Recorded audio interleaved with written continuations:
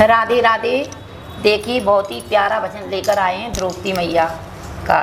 जब द्रौपदी जी का चीर खिंच रहा है तो द्रौपदी जी बहुत करुण पुकार से कन्हैया को बुलाती हैं। कन्हैया नहीं आते हैं तो माँ द्रौपदी हाथ जोड़ करके कहने लगी, हे कृष्ण तुम ही मेरा सहारा हो। पहले तो कभी इसको बुलाया उसको बुलाया, किसी ने नहीं सुना। तब बेचारी भरी सभा में उसका चीर खिंच रहा है, उधर कन्हैया जी किस तरह से उनका चीर बढ़ा रहे हैं। तो बोलिए कृष्ण कन्हैया लाल की जय, सत्य सनातन धर्म की जय।